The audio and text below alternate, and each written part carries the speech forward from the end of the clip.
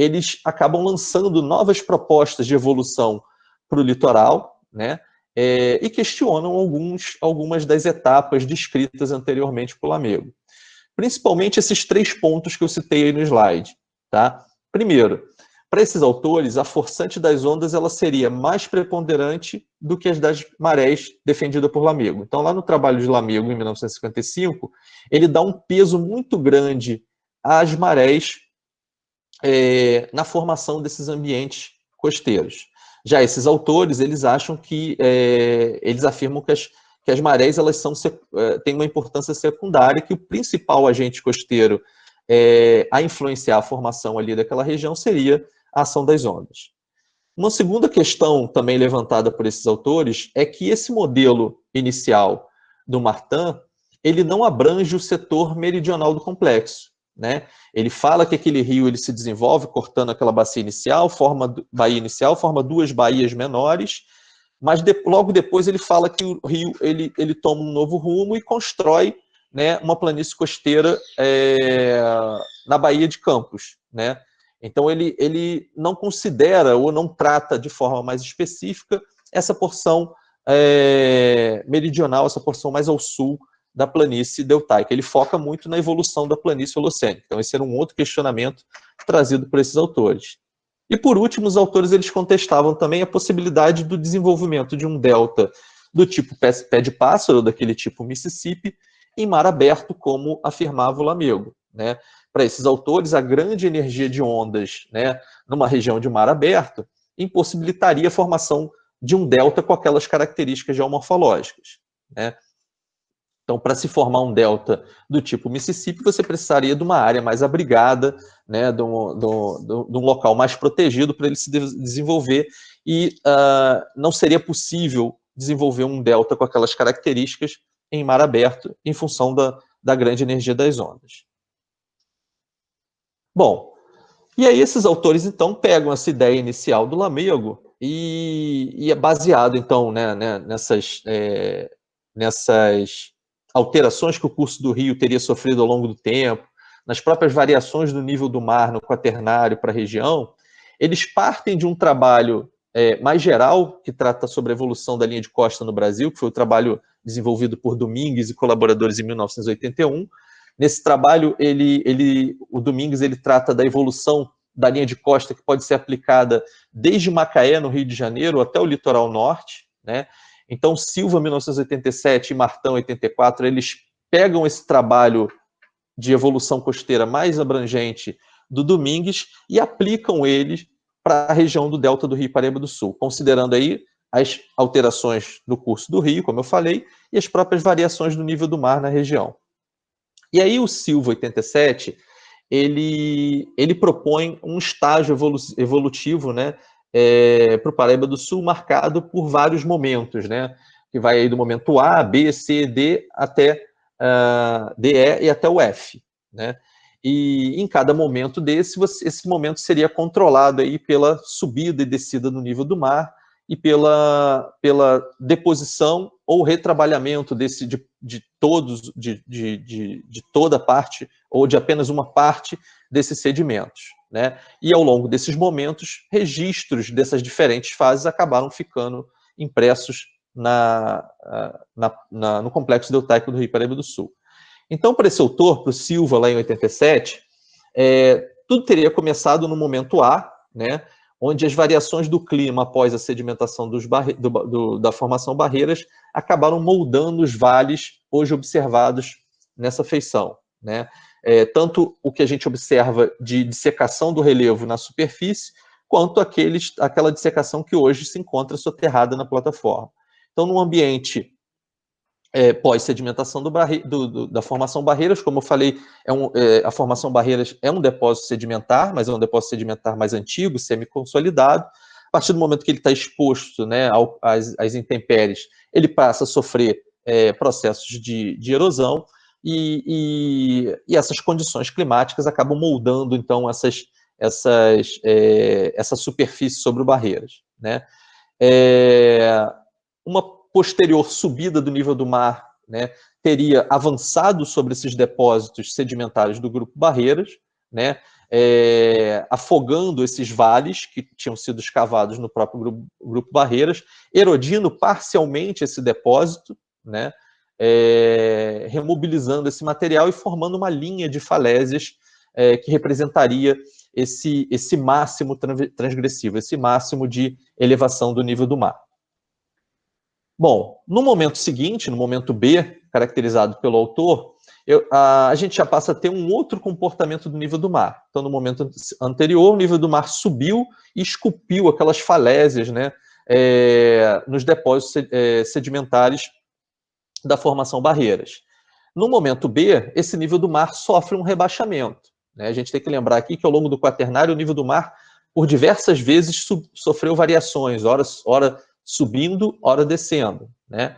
Então, nesse momento B, o nível do mar é rebaixado, os sedimentos deixados pela erosão do Barreiras no momento anterior, eles acabam formando, né, sendo os primeiros sedimentos disponibilizados para a formação do primeiro sistema de cristas de praia ao norte de Quissamã, né? Então, à medida que o nível do mar está descendo, as ondas estão retrabalhando esses sedimentos, estão sendo formados os primeiros sistemas de cristas de praia, aí acompanhando esse rebaixamento do nível do mar. É nessa fase que, para o Martin e colaboradores em 1984, é nessa fase que eles chamam de regressão mais antiga, de idade superior a 120 mil anos. Então, esse período, esse rebaixamento do nível do mar e a formação desses primeiros sistemas de cristas de praia teria ocorrido aí numa idade superior a 120 mil anos. Bom, aí, depois dessa descida do nível do mar, né, a região passa a ter novamente uma elevação desse nível do mar. Essa elevação, ela acaba cobrindo parte dessas cristas de praia que tinham sido formadas no momento anterior, né? Forma-se cordões litorâneos e ilhas barreiras que retrogradam, ou seja, acompanham a subida do nível do mar e migram em direção ao continente. Essas ilhas barreiras e cordões litorâneos transgressivos, eles acabam truncando um sistema anterior, e aí caracteriza o que o Silva, em 1987, chama de momento C, que teria essa configuração geomorfológica que pode ser visualizada aí na figura. Então, esse momento ele acaba se referindo à transgressão marinha, a qual o máximo ocorreu há 120 mil anos. Então, no momento anterior, a gente estava tratando de eventos que ocorreram numa idade superior a 120 mil anos. Essa transgressão marinha ocorre há 120 mil anos, o máximo dessa transgressão marinha, formando essas feições com essas características da imagem. Bom, seguido a essa transgressão marinha, ocorre um novo rebaixamento do nível do mar. Segundo o autor, esse novo rebaixamento teria ocorrido aí entre 120 mil anos e 15 mil anos antes do presente, e o que marcaria o momento D de evolução da planície. Como eu falei, toda vez que a gente tem um rebaixamento do nível do mar, a gente tem condições para se formar cristas de praia, né? Nesse momento, o nível do mar ele rebaixa bastante. Para a gente ter uma ideia, o nível do mar atinge o que é atualmente a borda da plataforma continental, né? Então, ele chega a atingir batimétricas bastante profundas, né? Então, forma uma extensa planície de cristas de praia. Então, se desenvolve sobre a plataforma uma planície de cristas de praia progradante de origem fluvial, a partir da posição da antiga Ilha Barreira. Então, se a gente voltar no momento anterior, no momento C, a gente vê que aquele máximo da transgressão deixou uma Ilha Barreira aqui ao longo, né, de todo o litoral, e a partir do momento D, em que eu tenho um novo rebaixamento, a partir dessas Ilhas Barreiras eu construo uma extensa planície de cristas de praia progradante que chega a atingir até a borda da plataforma. Sua extensão deve ter atingido a batimétrica de aproximadamente 100 metros, né, onde hoje há o afloramento de arenitos, né? Então, ali na região do Cabo de São Tomé, a gente consegue observar nessa batimétrica aí de 100 metros, né, hoje lá em subsuperfície, de forma submarina, a presença de alguns afloramentos de arenito que podem representar um período de estabilização da linha de costa nesse momento, formando esses arenitos, né? No momento seguinte, o momento E marca a última transgressão marinha, né? Então, o momento D, o nível do mar desce, forma essa extensa planície costeira, e no momento E, eu tenho mais uma vez uma transgressão holocênica, né? Mais uma vez uma transgressão marinha, mais uma vez uma elevação do nível do mar, né? E que é considerada a última transgressão, né? A transgressão holocênica, a última subida do nível do mar que a gente tem registro. Bom, essa subida do nível do mar, ela acaba afogando a maior parte daquela enorme planície costeira que tinha sido construída no momento anterior, né? E há cerca de 5.500 anos antes do presente, segundo o autor, o nível do mar chegou a atingir 4 metros acima do atual, né? Então, esse máximo dessa transgressão holocênica, ela avançou para dentro do continente, atingindo aí 4 metros acima do nível do mar que a gente tem hoje em dia, tá? Com isso, segundo o autor, teria sido originado a paleolaguna, que seria precursora da Lagoa Feia, né? E teria formado também, nesse período, a presença de barreiras transgressivas nessa região aqui, principalmente próximo onde é atualmente Quissamã, Carapebus, né? Ilhas barreiras, né? Bordejando todo o resto do complexo, né? Então, há 5.500 anos, com esse máximo da última transgressão holocênica, a gente teria uma configuração do complexo deltaico parecido com o que o autor esquematiza aqui nessa figura, né? Nesse momento também que o Rio Paraíba do Sul, em função dessa elevação, né, e desse alagamento dessas regiões costeiras, que o Rio Paraíba do Sul teria mudado o seu leito original, né? Então ele desembocaria ali naquela região, como eu falei, entre o Cabo de Santo Tomé e Barra do Furado, e nesse momento da última transgressão holocênica ele mudaria de direção, se deslocando, né, aqui nessa parte mais para o interior, se deslocando para aquela região de Campos, né, abandonando assim o curso anterior e assumindo um novo curso, até chegar no estágio final, no estágio F, no momento F, né, associada agora a uma condição de abaixamento do nível do mar, né, ou seja, de 5.500 anos até os dias atuais, a gente estaria passando por um momento de regressão marinha, de redução do nível do mar, e aí o Rio Paraíba do Sul agora, numa nova calha, ele vai construindo, né, todo um sistema de cristas de praia holocênico até chegar a Foz na posição atual que a gente consegue observar hoje em dia, né? Então esse trabalho do Silva, 1987, ele faz essa descrição baseado num trabalho, né, maior do Domingues de evolução da costa brasileira como um todo, focado na planície costeira do Rio Paraíba do Sul, nessas modificações de direção do canal, né, e nas diversas subidas e descidas do nível do mar que essa região sofreu ao longo do Quaternário. Bom, esses trabalhos mais abrangentes, mais genéricos, né, que tratam da evolução geral do complexo, eles são importantíssimos, né, para esse entendimento mais global do processo de formação e evolução do complexo deltaico do Rio Paraíba do Sul, né? Mas devido à grande quantidade de processos geológicos, né, envolvidos, ainda existem muitas lacunas que acabam permanecendo abertas, principalmente aquelas associadas a cada uma dessas fases de deltação. Como a gente viu, cada um daqueles momentos, né, A, B, C, D, E, F, ele representa um momento de ou subida ou descida do nível do mar, que feições foram construídas e feições foram retrabalhadas, né? E algumas dessas feições ainda permanecem remanescentes desses momentos ao longo da planície. Então, como vários processos atuaram para a configuração, para a construção desse complexo deltaico, existe uma série de lacunas, né, para poder entender melhor cada uma dessas fases de forma mais específica, né? E aí que entra a importância dos estudos mais detalhados sobre cada um desses setores do complexo deltaico, né? Então, esses trabalhos gerais, eles são importantes, dão um contexto geral da evolução, mas é preciso também focar em alguns setores do complexo deltaico para tentar entender essas diferentes fases de evolução aí citadas pelo Silva em 87, tá? Então, Diversos estudos mais detalhados de cada setor passam também a ser desenvolvidos, né, aliados aí ao uso de diferentes metodologias de investigação que trazem informações importantes para o melhor entendimento sobre cada uma dessas fases.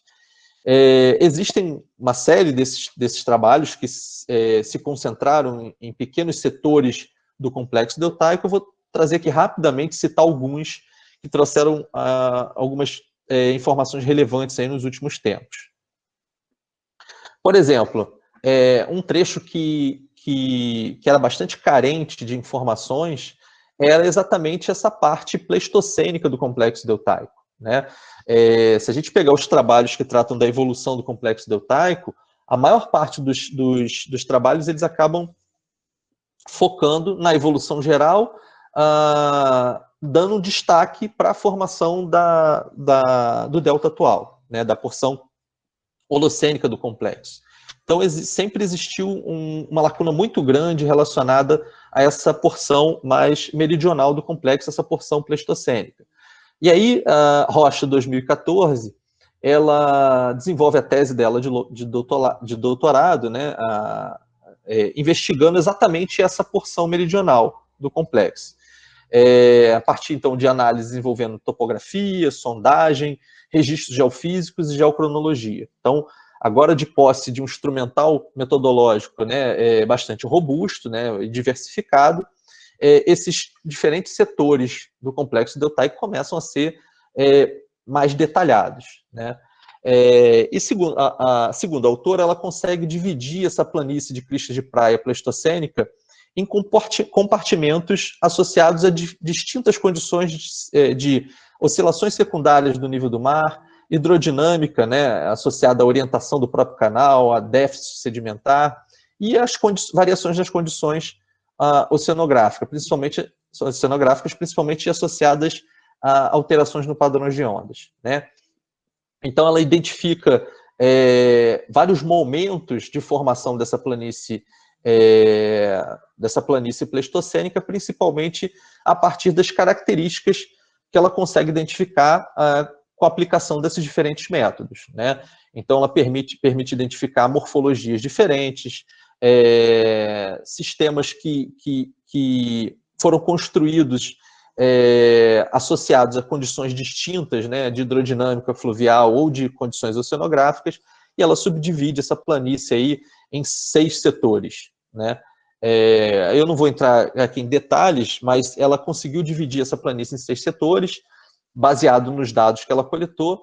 Ela trouxe ainda também uma série de informações de geocronologia mais atualizadas, né? Então, quando a gente olha aquele modelo lá do Silva, você vê que aquele modelo ele tem algumas idades, então, a partir das análises geocronológicas que ela faz, ela refina essas idades, ela consegue delimitar aqueles momentos, intervalos de tempo mais precisos, né? Ela traz essa contribuição com o trabalho dela, e ainda propõe, no final das contas, um modelinho evolutivo para explicar a ocorrência dessa planície de crista de praia holocênica. Então, é um trabalho interessante para aprofundar os conhecimentos sobre uma parte, pelo menos, da evolução, dessas diferentes fases de evolução do complexo deltaico. Recentemente, bom, mas embora a Rocha 2014 tenha trazido todas essas informações novas, né, uma das coisas que sempre fica como questão como que na última transgressão, né, do nível do mar, como que essa planície pleistocênica ela não foi totalmente retrabalhada pela elevação do nível do mar. Por que eu ainda consegui preservar nessa região aqui, próxima a Quissamã, Carapebus, ainda uma área significativa de planície costeira de idade pleistocênica que resistiu a esse período de transgressão, de elevação do nível do mar, que alagou grande parte desses depósitos, mas ainda conseguiu preservar essas cristas de praia construídas no momento anterior. Então, essa é uma grande questão da região ainda.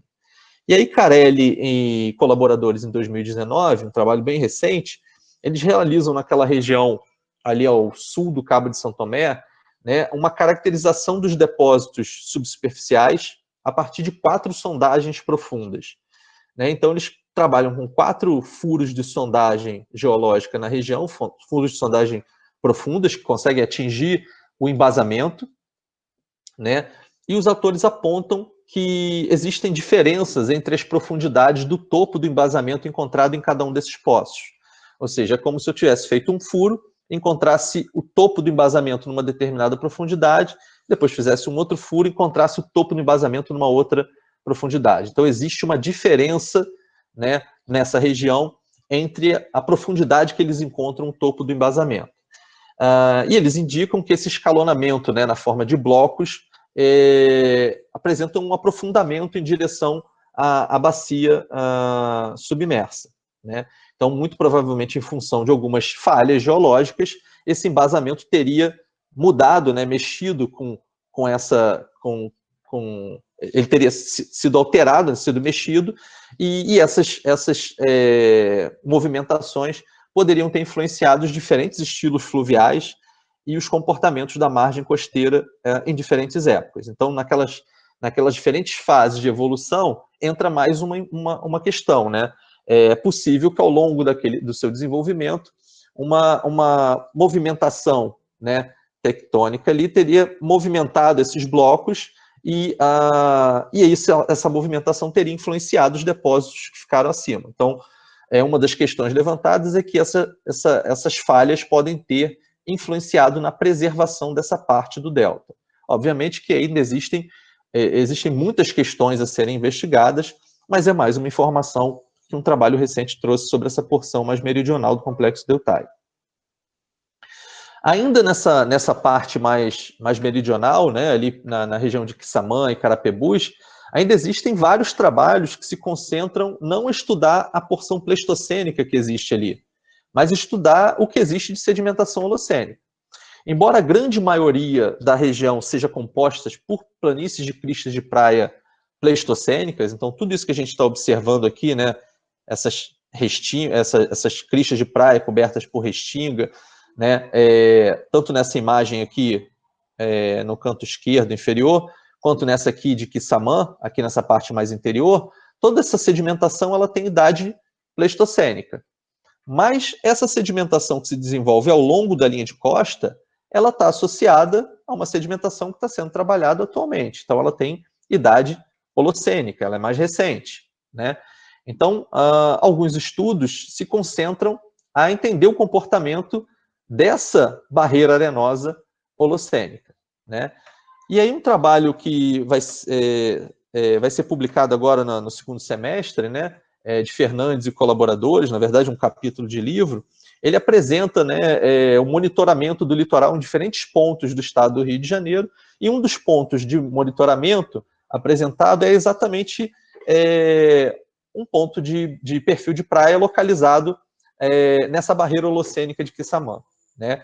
Então, os autores eles apresentam dados de monitoramento de perfil de praia de 10 anos de levantamentos, né, desde junho de 2010 até maio de 2019, praticamente 10 anos, né, 9 anos, e que mostram exatamente isso.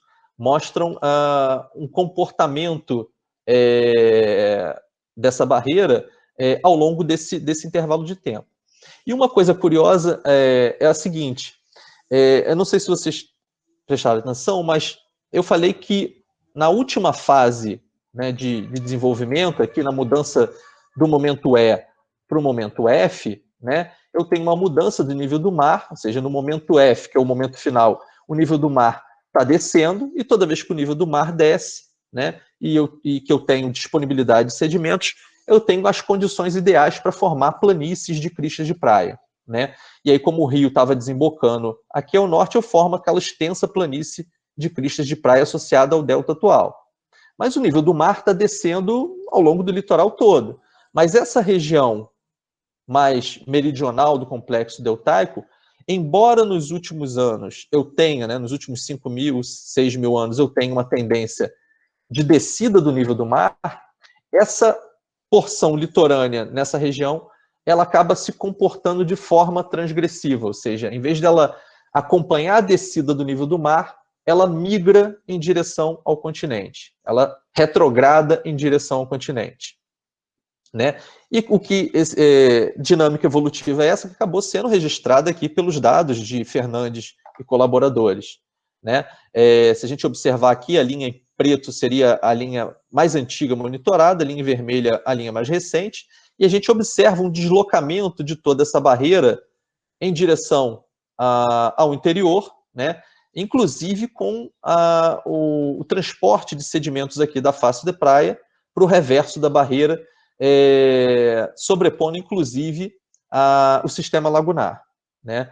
Então, os autores indicam que esse processo ele é recorrente na reunião, e ele é, na região, e ele é caracterizado pela formação dessas feições aqui na forma de leques, né, que migram sobre o sistema lagunar, que a gente chama de leques de transposição.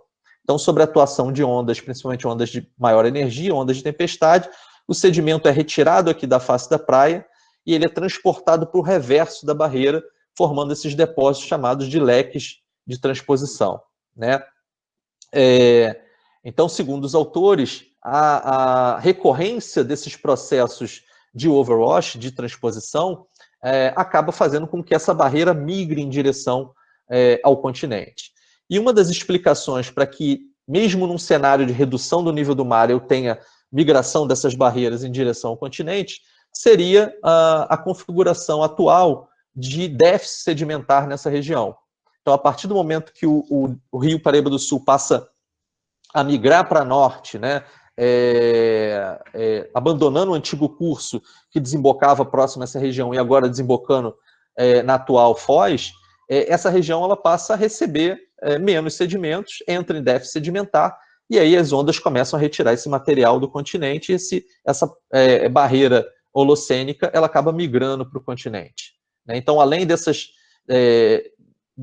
evidências dos leques de transposição indicarem essa migração em direção ao continente, uma outra característica que é muito marcante e mostra essa retrogradação costeira atual é exatamente essa tendência de retificação das lagoas que existem na região. Se a gente observar, a margem mais interna da lagoa, ela tem um formato arredondado, enquanto a margem oceânica, ela tem um formato retilinizado, o que indica que essa barreira costeira está avançando sobre o sistema lagunar. Então, muito provavelmente, no passado, essa lagoa ela era toda, né, tinha ambas as margens arredondadas, mas como essa barreira holocênica foi avançando sobre o sistema lagunar, essa margem oceânica ela acabou sendo retificada. Então, alguns trabalhos eles também têm sido desenvolvidos nessa porção meridional, tratando especificamente da barreira holocênica. Né? Então, é uma região do delta em que eu tenho uma grande planície costeira de idade mais antiga, pleistocênica, mas que eu tenho uma barreira holocênica que atualmente se comporta de forma transgressiva em função das características que eu expliquei para vocês. Bom, e aí a gente pode finalmente ir para o delta atual, né, para a parte de sedimentação holocênica, né, ou seja, depois que daquele episódio da última transgressão marinha, né, de 5.500 anos, 6.000 anos para cá, o nível do mar sofre o processo de rebaixamento, né, uma tendência regressiva, e aí o rio, depositando sedimentos, aí, acompanhando a tendência de descida do mar, ele começa a progradar, formando aí uma extensa planície costeira, né, como eu falei, de idade holocênica, formada aí nos últimos 6, 5.000 anos, com essa morfologia em forma de cúspide. Né? Então, como o sedimento está sendo primeiro lançado aqui próximo à foz, essa região ela tende a progradar numa velocidade maior do que à medida que eu me afasto dela, então, do que a planície ao seu redor, e forma essa morfologia na forma de bico, na forma de cúspide. Além de formar essa extensa planície de sedimentação holocênica, que em alguns trechos pode chegar até 20, 30 quilômetros de extensão, né? Então uma planície bastante expressiva, né? Uma outra coisa que marca essa sedimentação holocênica é que, embora toda planície, todo o delta atual, ele prograda de formas diferentes, dependendo do lado que você está da foz. Então, a planície ao sul ela é construída por um processo geomorfológico, enquanto que a planície ao norte da Foz ela é construída por um processo geomorfológico distinto, né? E isso acaba dando uma característica a esse delta atual, que a gente classifica como um delta assimétrico dominado por ondas. Então, assim como aqueles autores na década de 80 afirmavam que as ondas são a principal forçante responsável pela construção desses deltas, pelo retrabalhamento e incorporação desses sedimentos à linha de costa, a gente ainda tem um delta que apresenta características geomorfológicas distintas em ambos os lados da desembocadura, o que o classifica como um delta assimétrico dominado por ondas. E aí vamos começar então da planície sul, né, explicando um pouco o processo de formação, as principais características, né, que a gente encontra ao sul da foz do Rio Paraíba do Sul, né, nessa porção holocênica do complexo deltaico. Bom, primeiro que essa região toda é marcada por um litoral bastante retilíneo. Se a gente voltar naquela imagem anterior, né, se a gente observar aqui, ao sul da foz, você vai ver um litoral bastante retilíneo. E o interior dessa planície ele é caracterizado pela presença de uma longa, né, planície com relevo marcado pela presença de sucessivas cristas arenosas e depressões alongadas, que são indícios de antigas posições da linha de costa. Então, como eu tive aqui nos últimos 5, 6 mil anos uma condição de aporte de sedimento significativo, o rio agora passa a desembocar nessa região. Numa tendência de regressão marinha, o que acontece é que esse sedimento ele é trazido pelo rio, disponibilizado na foz, retrabalhado pelas ondas e correntes e incorporados à linha de costa. Como a todo momento chega mais sedimento e, ao mesmo tempo, esse nível do mar está descendo, ele está abaixando, a tendência é que as primeiras cristas de praias formadas sejam abandonadas e uma nova crista seja formada à frente. A sucessão desses processos de incorporação de cristas de praia, ela forma, né, uma sequência progradante que avança em direção ao oceano e forma um relevo dessa planície costeira marcado pela sucessão dessas cristas arenosas mais elevadas, né, intercaladas por essas áreas de depressão entre as cristas. Tá? Isso fica muito marcado quando a gente observa as imagens, né, ou fotografias aéreas, por essas linhas aqui, ó, claro, escuro, claro, escuro, claro, escuro, que a gente observa nas imagens. Na verdade, o que a gente está observando aqui é que cada linha dessa mais clara seria o equivalente ao topo de uma crista arenosa dessa, porque por ser uma região mais elevada, né, quando chove, essa água percola, ela logo fica mais seca, então a vegetação não costuma se fixar ali. E já essa parte das cavas, essa parte mais deprimida, ao contrário, ela acaba, após a chuva, retendo mais umidade, e aí, por reter umidade, a vegetação acaba se fixando nessas depressões. E aí, quando a gente olha uma imagem de satélite ou uma fotografia aérea, a gente observa que essa parte mais clara é exatamente esse topo dessa crista, enquanto que essa parte mais escura são essas depressões mais úmidas, onde uma vegetação geralmente mais rasteira acaba se fixando. Tá? Então é muito marcado isso no interior da planície ao norte da foz, essa presença de sucessivas cristas de praia, né, pontos mais elevados, intercalados por essas regiões mais baixas, onde a vegetação acaba se fixando, essa vegetação mais rasteira, indicando assim uma típica planície costeira de cristas de praia que avança em direção ao oceano, acompanhando aí essa tendência de regressão marinha e esse aporte contínuo de sedimentos, essa chegada contínua de sedimentos. Bom, mas embora toda o delta atual, né, ele represente uma feição progradante, uma feição que avança em direção ao oceano, né, que foi construída, como eu falei, sob condições de redução do nível do mar e bastante disponibilidade de sedimentos, parece que alguns períodos erosivos e períodos de mudança na orientação dessas cristas, eles foram frequentes ao longo de toda essa construção da planície localizada ali entre Atafona e Gruçaí, na parte sul da foz, né? Esse processo não é um processo novo, na verdade, esses períodos erosivos pretéritos e essas mudanças de orientação, elas já foram citadas em vários trabalhos, né, como eu botei aí nos slides. mas elas ajudam a gente a entender um pouquinho como ocorreu o processo de evolução dessa planície, né? Bastos, ele já tinha identificado essa alternância, né, de orientações da linha de costa e, inclusive, a presença de discordâncias erosivas entre esses feixes de cristas de praia, mas o trabalho de Ribeiro e colaboradores de 2006, do professor Gilberto, né, no Sinagel de 2006, ele detalha essa planície ao sul do Rio Paraíba do Sul, né? Inicialmente, Bastos tinha identificado cerca de 7 ou 8 sistemas de cristas de praia com orientação distinta. Nesse trabalho do professor Gilberto, ele consegue detalhar 13 sistemas, né, em que cada um desses sistemas, na verdade, representaria o quê? Representaria um momento em que, um momento de progradação deltaica, ou seja, em que esses sedimentos chegavam até a foz, eram retrabalhados pelas ondas e correntes, redistribuídos ao longo da linha de costa e incorporados ao litoral pela ação das ondas, né? Pelo que a gente chama de um processo de incorporação de bermas. Então, durante um determinado período, essas cristas elas eram produzidas, né? E elas se desenvolviam seguindo uma determinada orientação.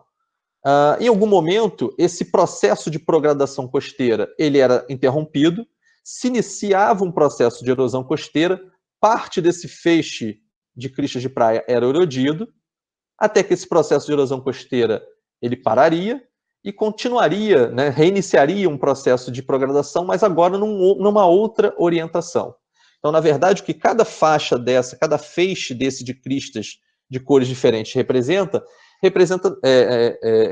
momentos distintos de progradação, separados entre si por intervalos de processos erosivos, né? Então, isso esclarece bastante coisa para a gente, né? Se a gente for olhar aqui nessas imagens, nesse zoom, aqui nesses dois pontos que eu destaquei na figura de Ribeiro, a gente consegue identificar de forma bem clara essa mudança nas orientações dos feixes de cristas de praia, né? Então, se a gente observar isso aqui, por exemplo, a gente vê que as cristas elas estavam sendo desenvolvidas, progradando em direção ao oceano num determinado sentido, numa determinada orientação, e elas são cortadas aqui, ó, por essa discordância erosiva, e a partir desse momento elas passam a se desenvolver numa outra orientação. A gente consegue identificar esse corte até por essa parte mais escura aqui, associada às cavas, tá vendo?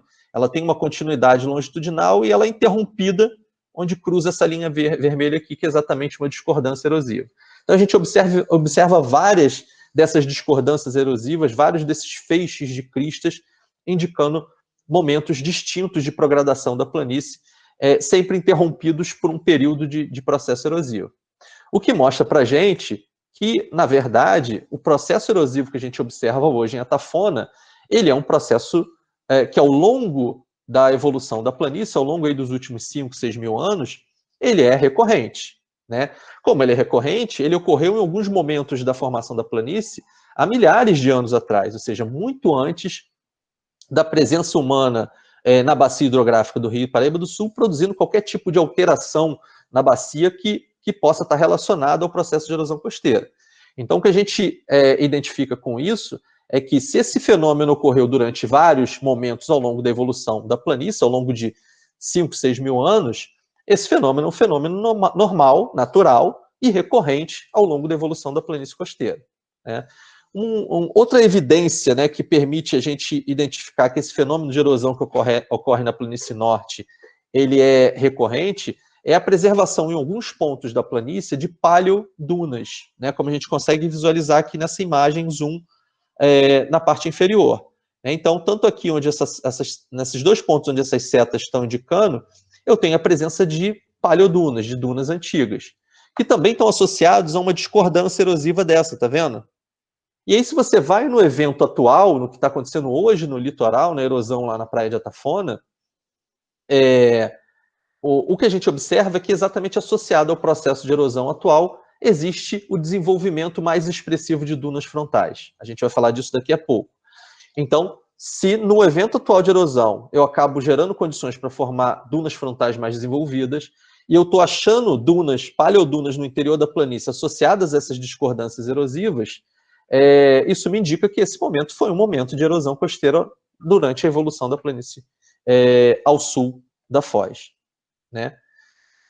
Bom, e esse é o fenômeno atual de erosão, né? Então a gente já viu que existem várias evidências no interior da planície que apontam, né, para a presença de fenômenos erosivos ao longo da sua evolução, e aí por conta disso esse fenômeno seria recorrente, seria natural ao longo dessa planície, mas a gente tem o fenômeno atual, né? Esse fenômeno atual, ele parece estar em curso desde a década de 50, onde os primeiros relatos na imprensa eles começam a surgir, né? Num trabalho de Azevedo em 2004, né, ela tentou fazer uma quantificação das perdas, né, de construções ali na Foz em função do processo de erosão e atafona, e naquela época ela identificou que mais de 183 construções teriam sido já destruídas ao longo aí de 14 quadras, né?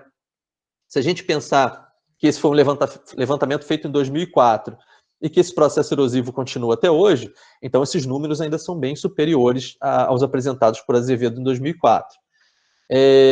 Uma outra questão também que é importante trazer é que, embora uma série de estudos tenham sido desenvolvidos com o tema da erosão costeira, não existe um consenso entre a comunidade científica a respeito dos fatores controladores de tal fenômeno. A gente sabe que é um fenômeno, que o fenômeno da erosão nessa região é um fenômeno natural, mas que o fenômeno atual ele pode, em parte, ser influenciado por atividades antrópicas, né?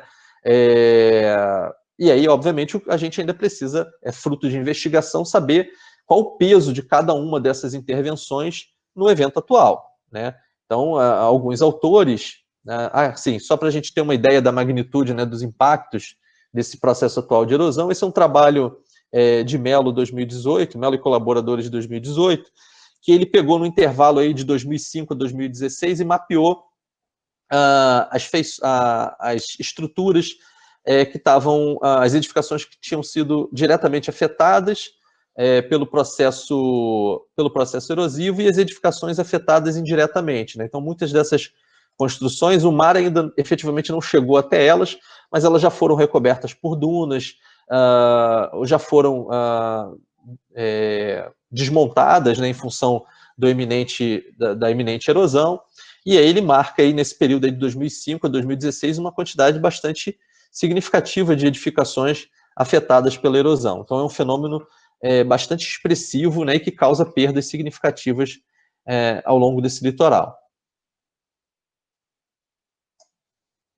Bom, como eu falei, as causas do processo atual elas não são muito bem esclarecidas.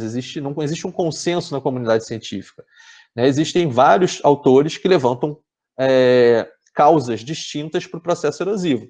Eu não estou defendendo que essas são as verdadeiras causas, né? E nem mesmo qual é a parcela de contribuição de cada uma delas. Mas elas devem ser consideradas e devem ser investigadas por uma análise mais completa a respeito do assunto.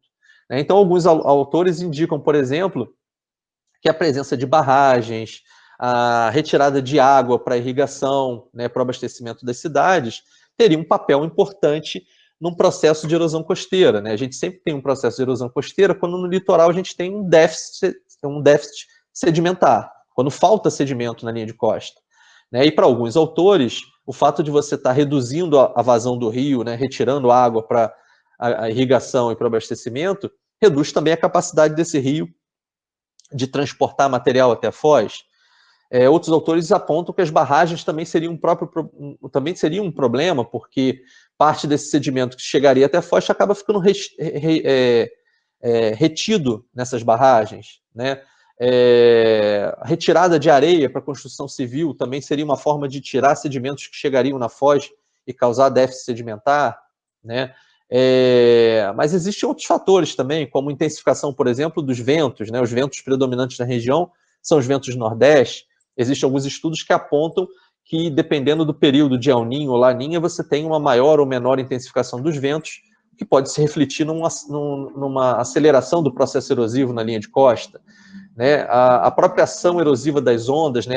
O ângulo de incidência, a mudança no ângulo de incidência das ondas, também pode alterar os padrões de transporte sedimentar e também provocar erosão costeira, né? Tem outras questões, tem outros pesquisadores que falam que por exemplo, as influências antrópicas ao longo da bacia talvez não sejam tão significativas para influenciar a erosão costeira, porque, afinal de contas, o homem ele retira areia para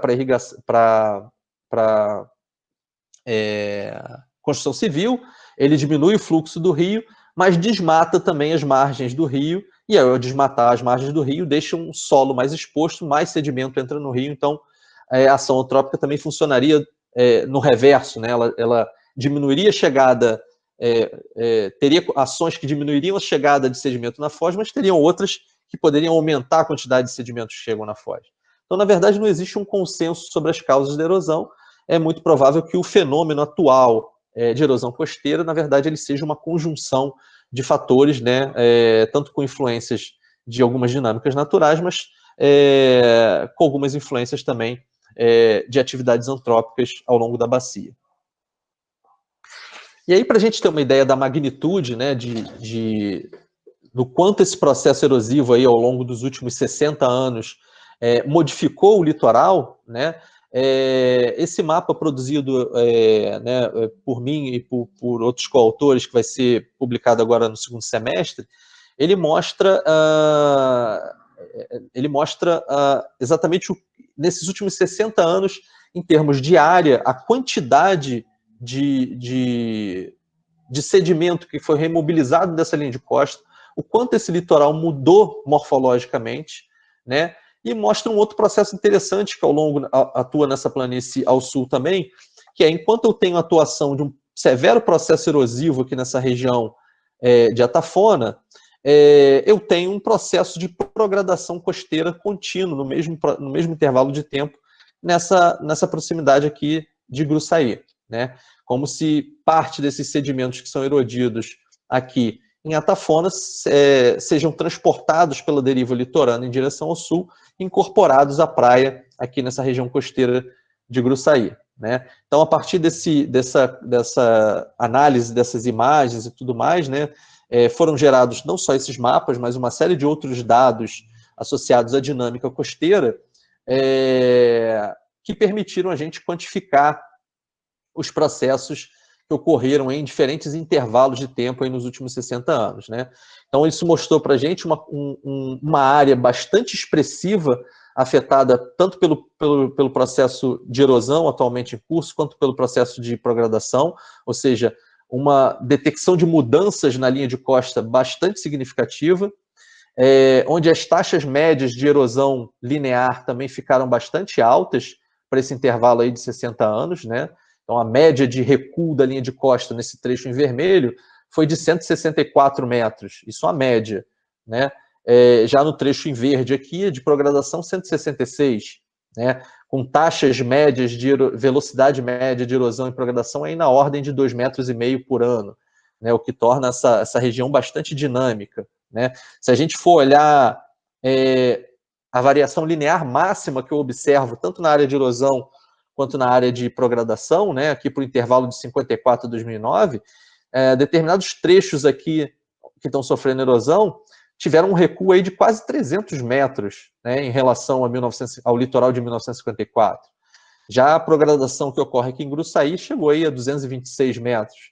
Então, uma mobilidade bastante expressiva associada a esses eventos aí de erosão e progradação que a gente observa no litoral dessa região.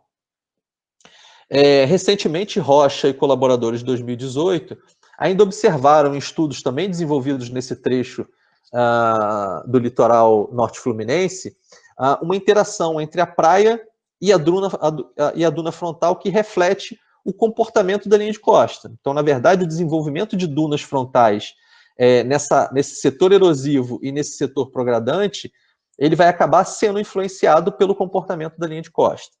Então, para esses autores, existe uma associação entre a erosão com a maior disponibilidade de sedimentos e a ação de ventos para desenvolver mais as dunas frontais. Então, na área de ocorrência da erosão costeira, essa erosão disponibilizaria mais sedimentos, a ação dos ventos, que elevariam verticalmente, né, desenvolveriam verticalmente essas dunas frontais. Então, elas seriam muito mais expressivas nessa região de erosão. Daí, sempre o processo erosivo está associado a um desenvolvimento mais expressivo das dunas frontais.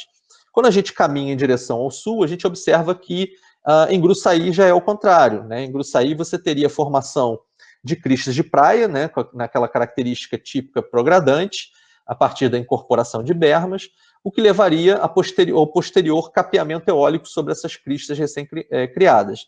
Mas, obviamente, de forma muito menos expressiva do que a gente consegue observar em Atafona.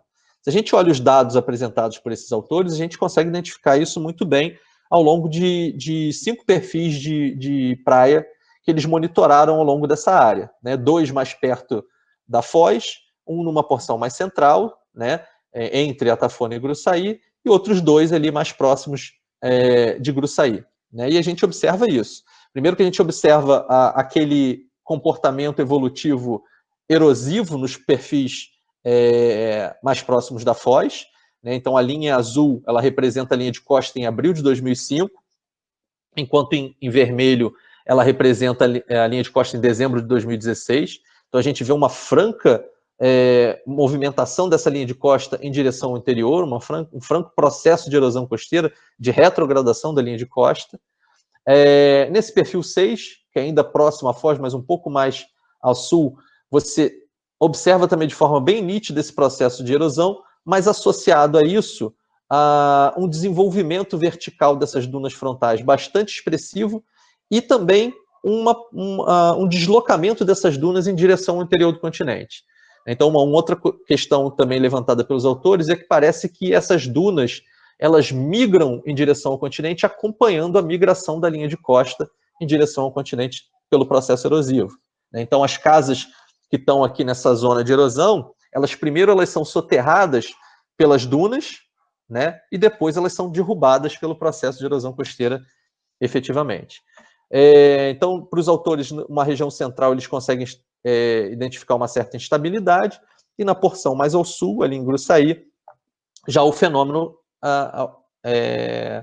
contrário, né? Então a linha de costa progradando, avançando em direção ao oceano, pela sucessiva incorporação de bermas, construções de cristas de praia, e aí sobre essas cristas de praia o vento acaba depositando um capeamento eólico, mas muito menos expressivos em termos verticais do que os observados na região erosiva lá em Atafona.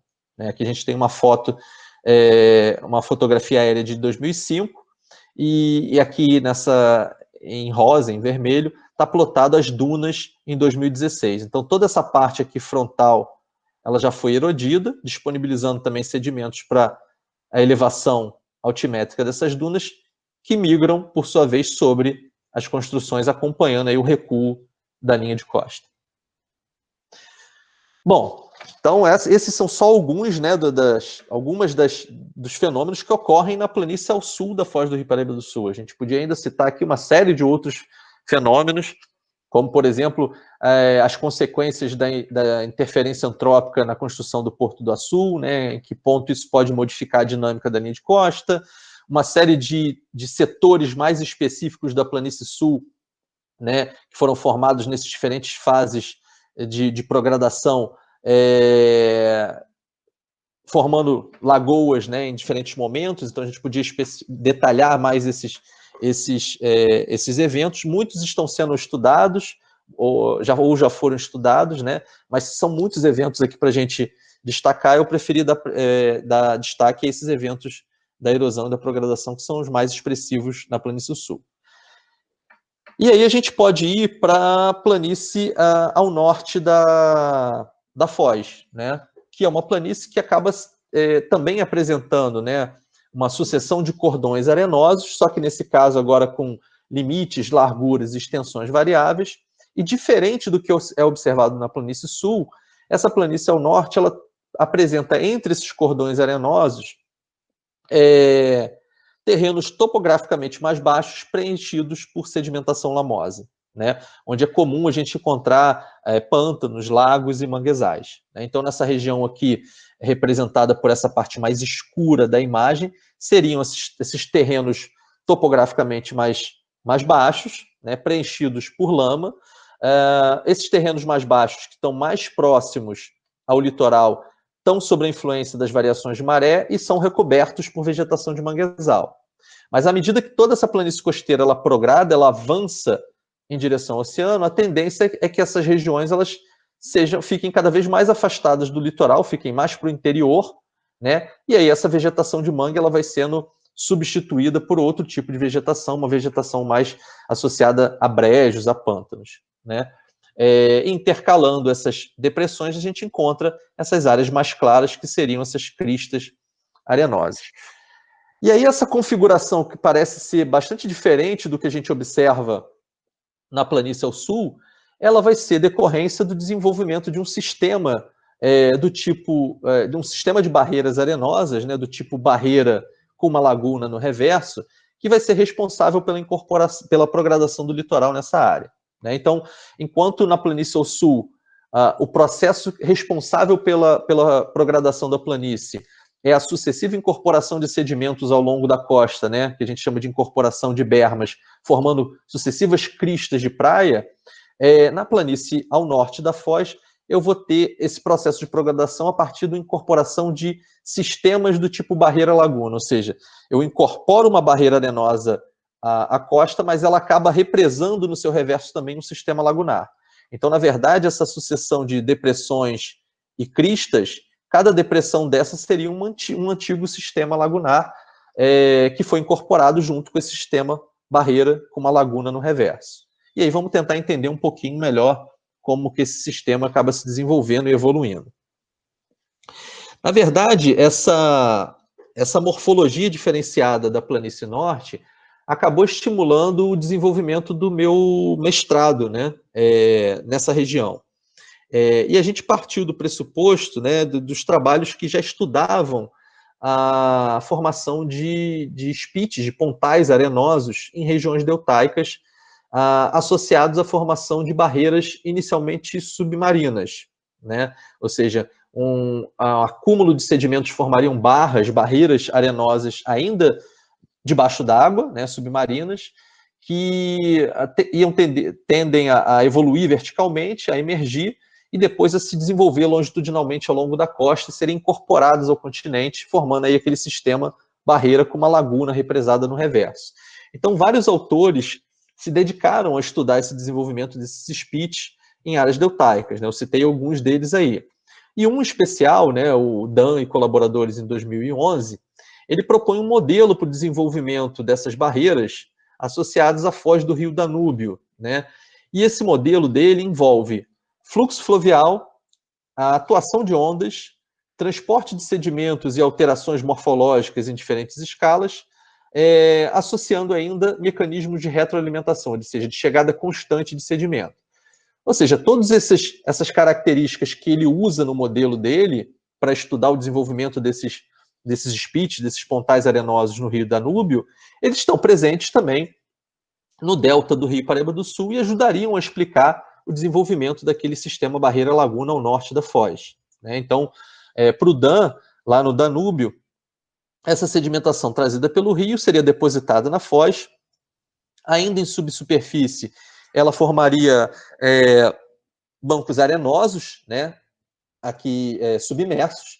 Esses bancos arenosos, né, pela chegada constante de sedimentos, eles tenderiam a evoluir verticalmente, emergir, e a partir do momento que eles estão emersos, né, a deriva litorânea, que se desenvolve aqui nesse sentido, acabaria desenvolvendo também ele lateralmente, até que nesse momento D aqui, ele se conectaria ao continente, formando assim um sistema do tipo barreira com uma laguna represada no reverso. Ou seja, algo que poderia ser aplicado para o Paraíba do Sul. Na verdade, o próprio autor ele fala que esse sistema ele ajuda a compreender a formação e a evolução do Danúbio, mas poderia ser aplicado em outros deltas. E a gente observa que nessa região a gente tem uma característica muito semelhante à descrita por ele lá para o Danúbio, né? Então, para quem não é do Rio, para quem não conhece a região, aqui eu tenho algumas fotografias panorâmicas da foz, né? Aqui está o Rio Paraíba do Sul, isso é uma visada de sul para norte, né? Então, o norte está aqui na parte superior da imagem, dessa primeira imagem, aqui está o canal principal do Rio Paraíba do Sul. Esse sedimento é trazido pelo Rio Paraíba do Sul, disponibilizado na foz, retrabalhado pela ação das ondas e correntes e redistribuído para ambos os lados da foz, né? Então, a gente precisa também entender o comportamento da deriva litorânea nesse litoral, né? Esse trabalho aqui de Machado, 2009, consegue identificar esse comportamento da deriva litorânea, e a autora indica que, a partir da foz, né, existe uma divergência dos fluxos de deriva litorânea, ou seja, parte da sedimentação acaba sendo levada para norte, parte da sedimentação acaba sendo levada para sul, né? Então, isso é uma coisa importante. A partir da foz, eu tenho uma deriva que vai para norte e outra que vai para sul, né? E mais numa região mais ao norte aqui, né, da foz, eu ainda tenho um outro ponto em que eu tenho uma convergência de derivas litorâneas, onde essa deriva que migrou da foz em direção ao norte, ela encontra uma que vem descendo o litoral aqui em direção ao sul. Então, esse comportamento da deriva, né, bota a deriva como um agente importante na redistribuição desses sedimentos trazidos pelo rio e, junto com as ondas, na incorporação desses sedimentos à linha de costa. Nessas duas fotografias, na parte inferior do slide, já é uma outra visada de fotografia, já é uma visada de norte para sul. Então, aqui eu tenho, né, acabei esquecendo de mostrar que eu tenho o Rio Paraíba do Sul, né, a Tafona está desse lado, Gruçaí está do outro lado, lá que não aparece na imagem. Essa aqui é uma ilha fluvial bem na foz, a Ilha do Lima. Nas imagens aqui inferiores, né, como a visada muda, a minha Ilha do Lima está aqui, o Rio Paraíba do Sul está aqui atrás, tá?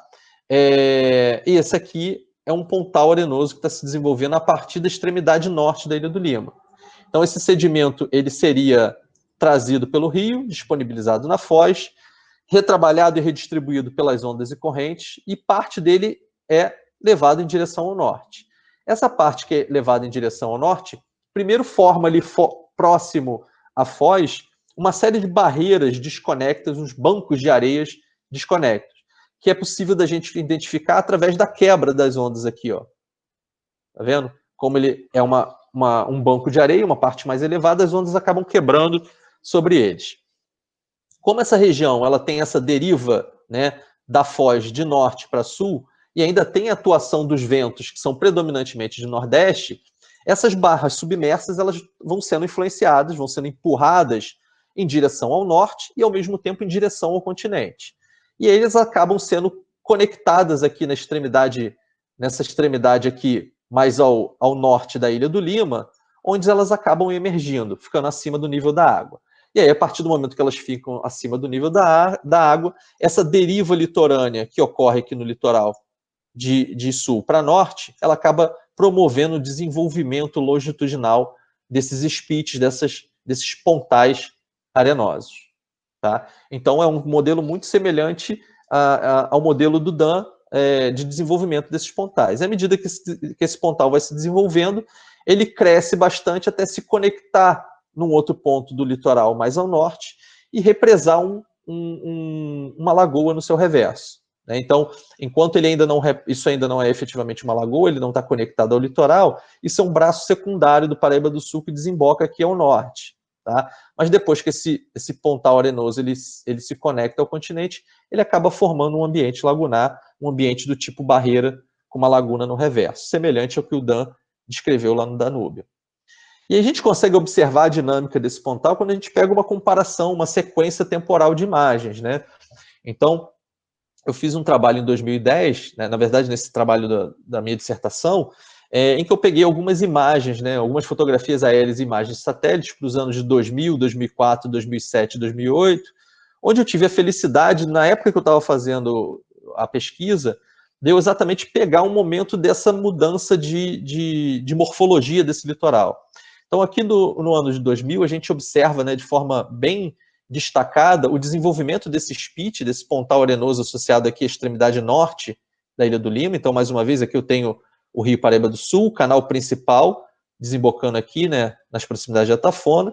Aqui eu tenho um braço secundário do Paraíba do Sul, que vem aqui para a região de Gargaú. A Ilha do Lima, aquela ilha fluvial bem na foz, né? Então, esses sedimentos trazidos pelo rio são disponibilizados aqui na foz, formam aquelas barreiras submersas, que são empurradas pelos ventos de nordeste e pela deriva, né, movimentando esses sedimentos para norte, mas também em direção ao continente. até que eles se conectam aqui na extremidade norte da Ilha do Lima, emergem e a deriva litorânea desenvolve esse spit longitudinalmente ao longo da costa. Então, de 2000 para 2004, a gente já observa que esse spit ele sofre algumas modificações, muito provavelmente em função da ação de ondas de tempestade, retrabalhando esses sedimentos, isso é uma feição sedimentar, mas de 2007 a 2008 a gente vê um desenvolvimento e uma mudança na dinâmica bastante expressiva, né? Então, aqui em 2007, esse pontal ele já não está mais configurado como um pontal especificamente, né? Ele se rompe aqui, ele solta da extremidade norte da Ilha do Lima. Como ele não está ligado em nenhuma das suas extremidades ao continente, ele está se comportando nesse momento como uma ilha-barreira, né? Que também é uma feição arenosa que se desenvolve ao longo da costa, mas só diferenciando, né? Um pontal ele tem uma das extremidades conectadas ao continente, uma ilha-barreira não tem nenhuma das extremidades, e uma barreira arenosa propriamente dita tem as duas extremidades conectadas ao continente. Então, nesse momento, ele se comporta como uma ilha-barreira. Mas esse estágio como ilha-barreira é muito curto, porque em 2008, aqui, no ano seguinte, a gente já vê que, como agora ele tá livre, né, a ação das ondas de Nordeste aqui acabam conectando essa extremidade norte da ilha-barreira ao continente. Além disso, como esse canal aqui do Paraíba do Sul agora abriu uma nova barra aqui mais embaixo, ele também perde a competência aqui, né, e não consegue mais manter essa barreira arenosa afastada do continente como ela funcionava aqui na época em que isso aqui ainda era um canal, né, e a desembocadura era mais a norte. Né, então, de 2007 para 2008, né, você tem o rompimento desse spit, ele se comportando como uma ilha-barreira, e no ano seguinte ele já se conectando ao continente. E aí, se a gente traçar um perfil aqui, a gente tem um sistema do tipo barreira-laguna incorporado ao litoral, né? Então, mas como essa região é uma região que tem uma retroalimentação, ou seja, tem uma chegada constante de sedimento, a partir do momento que esse processo está ocorrendo, mais sedimento está chegando aqui, novas barras submarinas estão sendo formadas, daqui a pouco um novo pontal começa a emergir aqui, se desenvolver longitudinalmente e se posicionar na frente desse pontal. Enquanto esse pontal não se desenvolve e se posiciona à frente, toda essa região costeira desse sistema barreira-laguna está sob a ação das ondas de Nordeste, né? Então, essas ondas de Nordeste, elas tendem a atuar sobre essa feição, inclusive dando uma dinâmica a essa feição. E aí, lá toda essa história que eu contei para vocês, na verdade, gerou um modelo de formação e evolução dessas barreiras que foi proposto lá no meu mestrado, né? Então, o sedimento trazido pelo rio forma essas barreiras ainda submersas, elas emergem aqui na próxima extremidade norte da Ilha do Lima, se desenvolve longitudinalmente pela ação do sentido da deriva litorânea. Com o tempo, ela se desenvolve tão longitudinalmente que o rio ele acaba rompendo ela aqui para chegar mais rapidamente ao oceano. E aí ela, depois de ficar um tempo como ilha-barreira, ela acaba se conectando aqui na extremidade norte, né, formando aquele sistema de ilha de barreira com uma laguna no reverso que eu tinha explicado. Como eu falei, enquanto um outro pontal não se desenvolve na frente desse sistema, as ondas de Nordeste atuam sobre esse litoral, empurrando essa barreira arenosa em direção ao continente. Então, a gente pode observar aqui nessa imagem, eu tenho aqui como base a imagem de maio de 2007, depois eu tenho essas duas linhas que foram caminhamentos que a gente fez da linha de costa com DGPS, um para 2008 e um para 2010, né? E a gente observa, né, que está havendo um processo de retrogradação, ou seja, esse litoral está migrando em direção ao continente por conta da ação dessas ondas associadas aos ventos de Nordeste. Como toda essa feição é uma feição topograficamente muito baixa, como a gente pode observar aqui nessa última fotografia aqui, né, ou seja, eu tirei essa fotografia do barco olhando para a terra. Eu consigo ver a barreira arenosa e ainda consigo ver o que está atrás da barreira arenosa. Eu vejo aqui a lagoa, né, essa lagoa que está aqui atrás, e ainda vejo a cidade lá no fundo, né? Então, dá para se notar que é uma barreira topograficamente muito baixa. Se ela é topograficamente muito baixa, ela está muito suscetível a que ondas de maior energia, principalmente associadas a tempestades, elas acabem transpondo essa barreira, ou seja, Essas ondas tiram o sedimento da frente da face de praia e jogam ela para o reverso, formando aqueles depósitos de overwash, de leques de transposição, que a gente falou anteriormente lá para Quissamã, né? Isso é marcado também porque ao longo de toda essa barreira a gente encontra vários trechos com a vegetação morta sobreposta por areia, né? Então esse processo de retrogradação desse sistema ele só para quando de fato um outro spit arenoso se desenvolve na frente desse e aí funciona como um anteparo para proteger esse ambiente da incidência das ondas. Enquanto as ondas ainda estão atingindo essa região retrograda.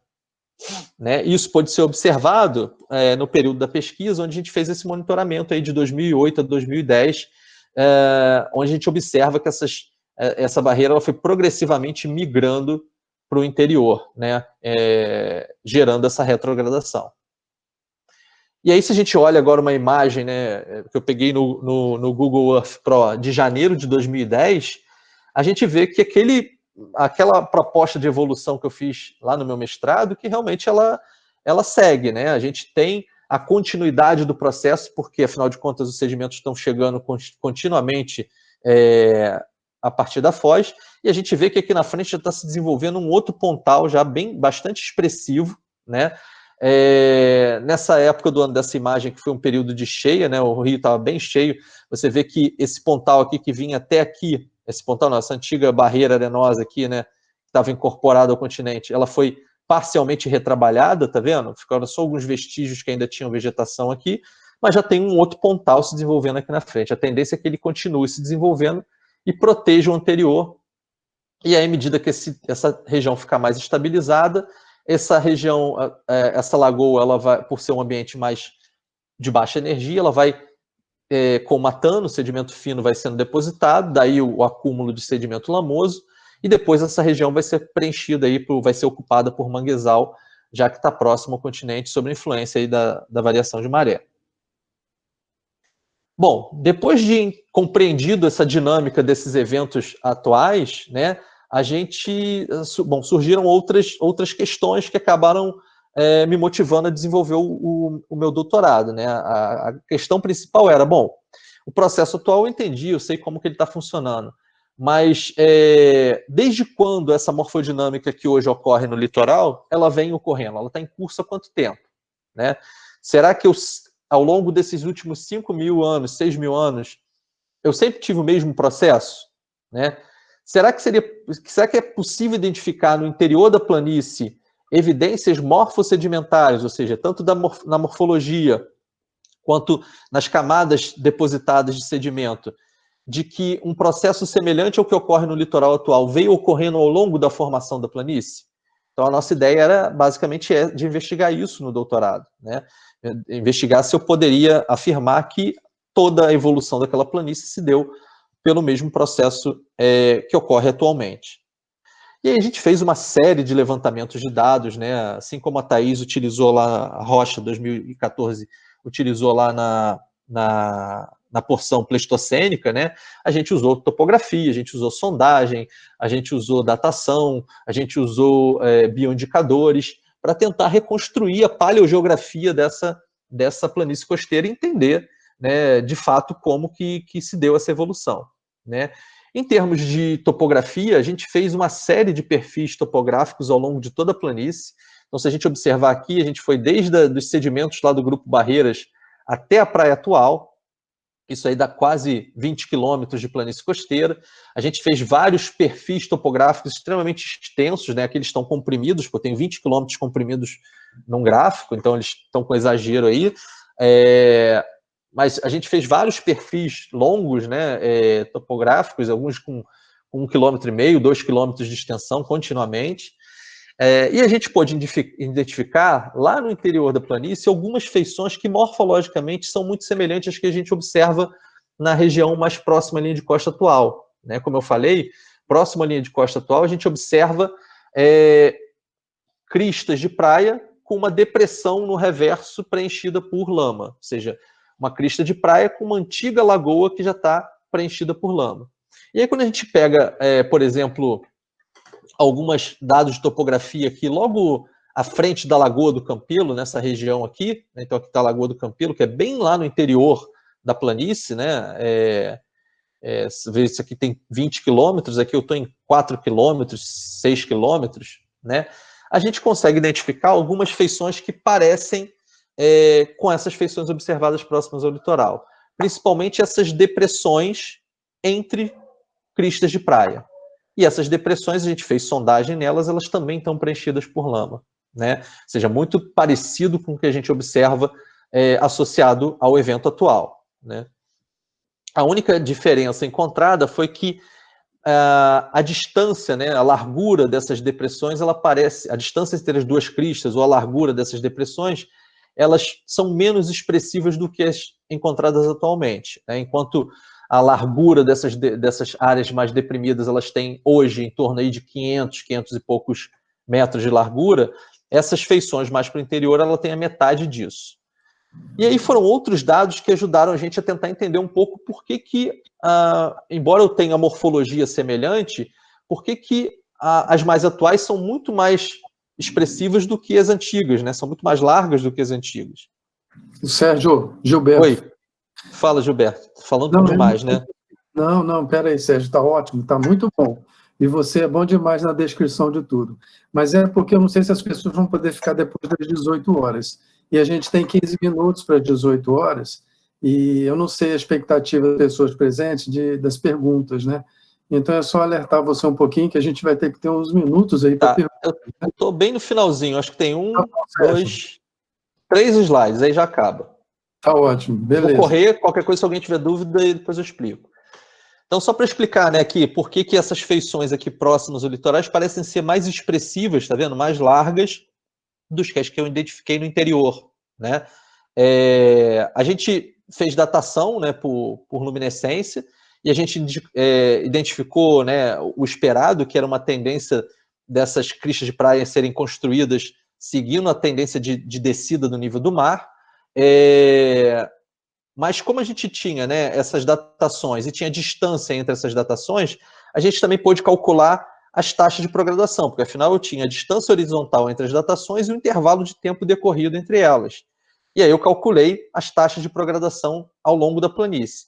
E a gente identifica de forma bem clara que aqui onde tem esse palio-canal, na verdade, ele funciona como um divisor da planície, caracterizando duas partes da planície norte com comportamentos morfológicos diferentes, né, em termos de velocidade dos processos, né? A progradação nessa parte mais interior, ela parece se desenvolver de uma forma bem mais lenta do que a progradação nessa parte final aqui da planície mais recente, né, onde as taxas de progradação foram mais elevadas. Então, provavelmente essa primeira metade aqui da planície, ela foi formada, né, em alguma condição hidrodinâmica e oceanográfica diferente dessa parte mais recente. Então, ajudaria a gente a entender por que as feições aqui são mais expressivas, enquanto que as feições no interior elas são com menor expressão. Em termos sedimentares, né, a gente já tinha alguns furos realizados na região por Dias e colaboradores em 84, mas esses furos eles não englobavam essa área exatamente que a gente observa próximo ao rio, que tem essas cristas com essas depressões, né? E aí o Dias ele pegou a sedimentação esperada, né, num delta, né? Ele pegou aqui na base os sedimentos do Barreira, depois ele até mapeou um rastro de areias que ele chamou de areias transgressivas, que são ainda vestígios da última transgressão, e em cima desse material, o material deltaico, né? Ou seja, lamas prodeltaicas recobertas por areias da frente deltaica. Então, quando o rio chega no oceano, ele deposita primeiro areias, e os finos eles acabam sendo transportados para regiões mais longe da foz, onde eles atingem uma região sem influência das ondas, de baixa energia, e depositam esse material mais fino. Então, o que a gente tem num delta progradante, numa feição progradante, é que as areias mais proximais elas migram sobre as lamas que são depositadas de forma mais distal. E é isso que ele achou. Eu achei a mesma coisa nas minhas sondagens, só que as minhas sondagens elas foram realizadas dentro dessas regiões deprimidas que não foram englobadas aí pelo Dias. E aí eu achei o mesmo tipo de sedimentação que ele encontrou, né? Essas lamas do prodelta, depois as areias da frente deltaica, mas eu achei uma camada de lama superficial que está exatamente associada ao preenchimento dessas antigas lagoas por lamas à medida que elas vão ficando para trás na evolução da progradação, né? Esse foi um outro testemunho que eu fiz próximo onde o Dias coletou os dele, e eu encontrei exatamente a mesma coisa que ele encontrou, lamas do prodelta com as areias da frente deltaica, mas como aqui não tem as depressões, eu não tenho as lamas aqui em cima, né? Então a gente identificou, para finalizar, né, que existe essa planície, ela, além de se diferenciar da planície sul, ela também é muito complexa em termos de sedimentação. Ela apresenta 2 padrões de sedimentação, né? Da região central dela para norte, o que seria o padrão típico de sedimentação deltaica, com as areias da frente deltaica migrando sobre as lamas prodeltaicas.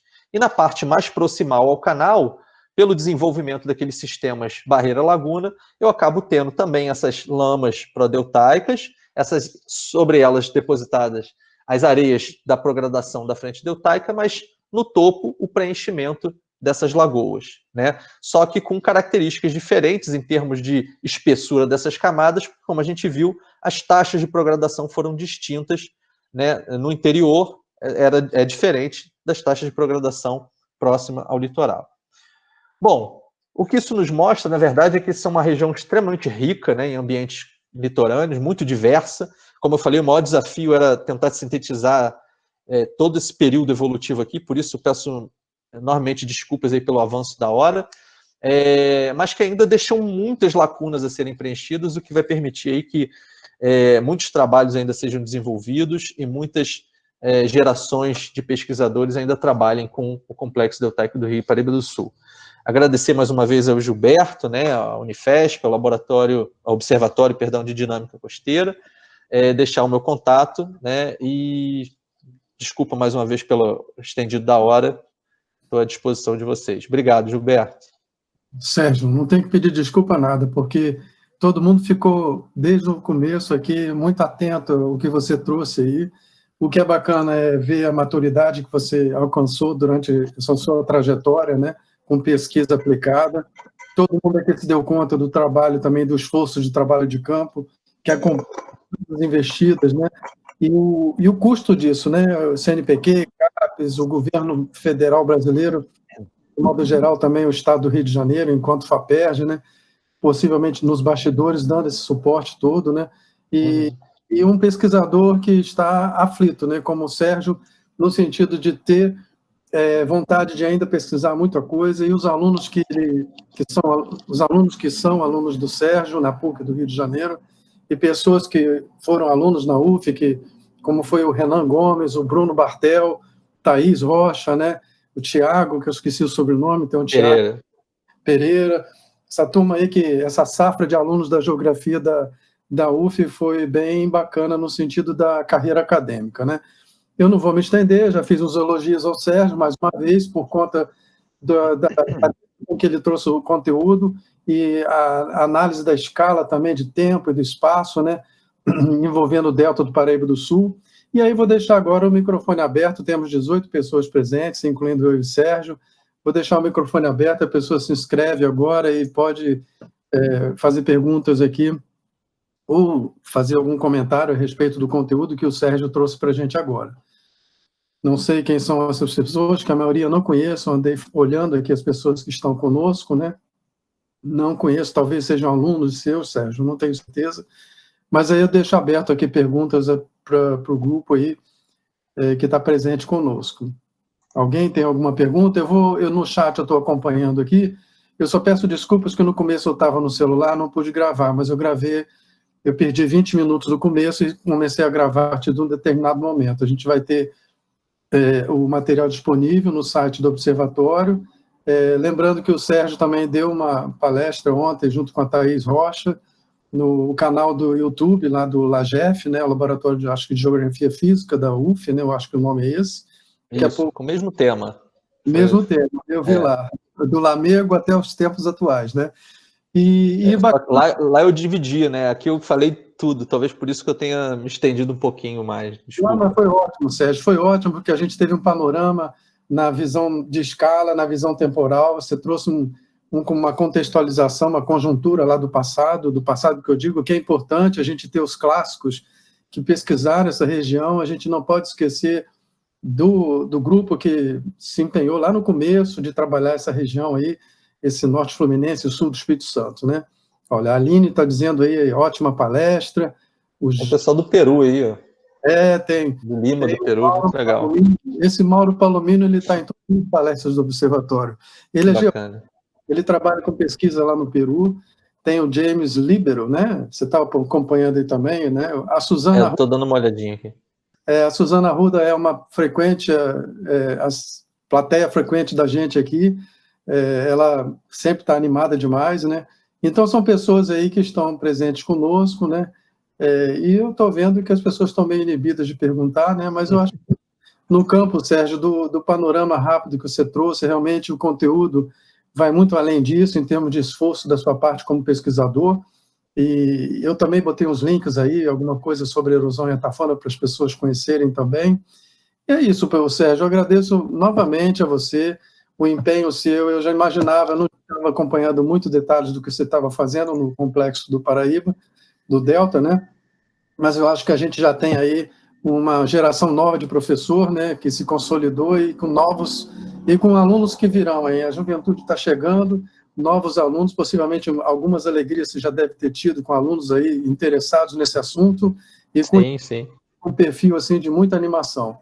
E o mais legal, Gilberto, é que assim, eu falei um monte de coisa, né, apresentei um monte de coisa, e ainda existe muitas lacunas a serem preenchidas, né? Então, assim, eu não tenho a menor dúvida que as próximas décadas aí outras gerações de estudantes, né, de pesquisadores podem ser formados se aprofundando em conhecimentos sobre o Paraíba do Sul. É um ambiente extremamente rico em termos de processos, né, por toda essa história evolutiva, né, e sobreposição de eventos. Então, ainda tem muito espaço para a gente explorar bastante, investigar bastante esse ambiente. E o Sérgio, pessoal, para quem não conhece todo o Sérgio, ele é um cara assim que ele trabalha no coletivo, ele tem os colegas pesquisadores, professores, ele não é só ele que está protagonizando as pesquisas, ele compartilha. O Sérgio é um professor e um pesquisador democrático, e ele socializa o que ele pesquisa, então é algo assim muito bom no Sérgio, da pessoa do Sérgio. E dessa forma que eu conheci o Sérgio lá em 2003, quando ele entrou na UF, um cara alinhado, mas que está disposto a discutir, conversa, tem a equipe dele, da geração dele de alunos, né, que agora são professores interagido, o professor Guilherme Fernandes, também da UF, né? Tem o Eduardo Bulhões, então o Sérgio está antenado com o André Luiz, também da UERJ. Isso tudo é a geração. Guilherme é mais velhinho, né? O resto é tudo mais novo. Guilherme pode não gostar de falar assim, não, mas ele é um pouquinho intermediário. Orientou a gente, né? Eu sei, ele está com essa posição bem forte com vocês aí, até o Eduardo também, né? Mas é isso, Sérgio, já que as pessoas aqui no chat não estão meio se manifestando, eu deixo declarado aqui que a gente está com isso, vai ser gravado, está sendo gravado, vai ser disponibilizado. Pena que o Sérgio, comecinho, eu não consegui gravar no celular, mas o trânsito de São Paulo estava além da medida hoje de manhã, eu fui para lá e meio atrasado. Mas é isso, Sérgio. Mais uma vez agradeço. Quiser encerrar aí, Sérgio, encerra aí. Ok, eu agradeço também o convite, agradeço as pessoas que estão, né, assistindo, e estou à disposição quando precisar de novo aí, a Unifesp, você, o Observatório precisarem, o grupo de estudo, estou à disposição para contribuir da melhor forma possível. Tá bom? Tá bom, tá ótimo. O Mauro aí vai compartilhar alguma coisa que ele está fazendo com o Spring. Eu converso com o Mauro lá do Peru aí depois no reservado. Tá bom, Sérgio. Tá ok, então.